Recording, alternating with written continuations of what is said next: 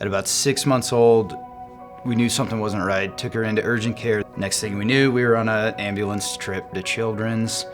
From there, it was day after day, test after test, until they finally determined what it was, and it was PFIC type 2. One of the biggest differentiator is that we are the only pediatric liver center in all of Colorado and the only pediatric liver transplant center. And it's important to have people of all specialties because everyone is an expert in their field. And so having this large multidisciplinary clinic makes it so that we have more comprehensive care and so we can address all aspects of their health.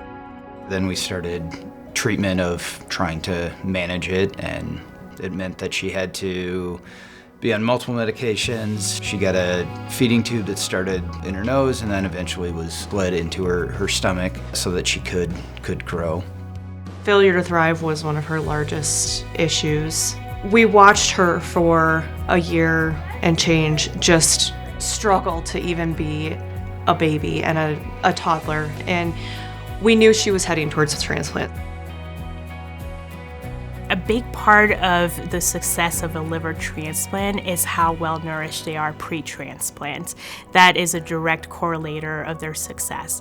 And so prior to going through transplant, we want to make sure we optimize their growth and their health so that we can carry them through the transplant.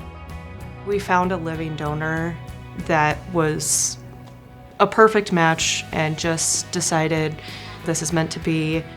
So within 12 to 24 hours after transplant, we noticed that she was no longer itchy. She was a year and a half old and never had really experienced food. Everything was always tube fed, and we first noticed it, the nurses in the hospital were giving her all of her meds orally, and that never used to work. So we tried food, and the breakfast potatoes here at Children's are her absolute favorite.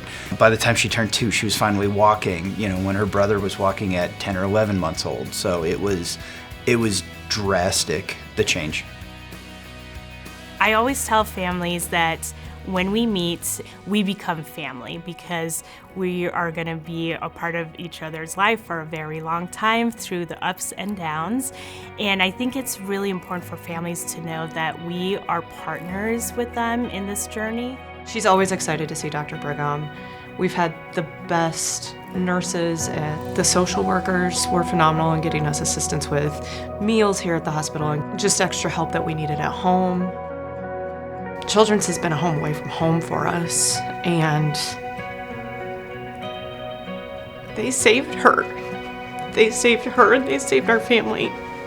And we couldn't have asked for a better team. They gave her her second chance.